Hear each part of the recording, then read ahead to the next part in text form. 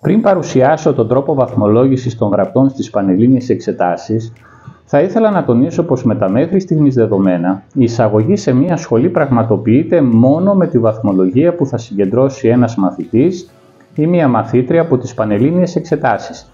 Καμία συμμετοχή σε αυτή τη βαθμολογία δεν έχουν οι βαθμοί των 3 τάξεων του Λυκείου. Επίσης, η Τράπεζα Θεμάτων χρησιμοποιείται μόνο για τις ενδοσχολικές εξετάσεις των 3 τάξεων του Λυκείου. Τα θέματα των πανελληνίων εξετάσεων δεν προέρχονται από την Τράπεζα Θεμάτων, αλλά αποφασίζονται από ειδική επιτροπή το προηγούμενο βράδυ της εξέτασης. Τέλος, η διάρκεια εξέτασης κάθε μαθήματος είναι 3 ώρες. Πάμε τώρα να δούμε τον τρόπο με τον οποίο βαθμολογούνται τα γραπτά. Η βαθμολόγηση του γραπτού σε όλα τα μαθήματα πραγματοποιείται από 2 βαθμολογητές στην εκατοντάβαθμη κλίμακα, 1 έως 100.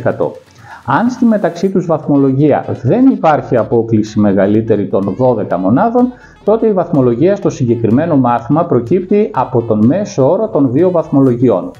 Αν για παράδειγμα ο πρώτος βαθμολογητής βαθμολόγησε το γραπτό με 60 μονάδες και ο δεύτερος βαθμολογητής με 70 μονάδες, τότε η βαθμολογία που θα προκύψει είναι 65 μονάδες.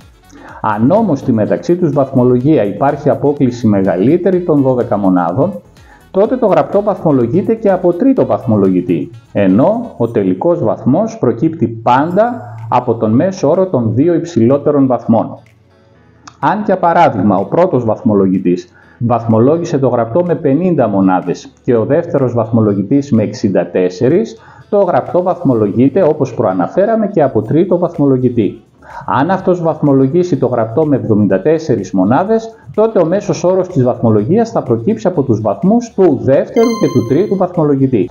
Αν πάλι η βαθμολογία του τρίτου βαθμολογητή είναι 40 μονάδες, τότε ο μέσος όρος της βαθμολογίας θα προκύψει από τους βαθμούς του πρώτου και του δεύτερου βαθμολογητή. Σύνθετο, μπορεί να ακούγεται κάπως έτσι, αλλά με λίγη προσπάθεια είμαι σίγουρος ότι θα κατανοήσεις τη διαδικασία.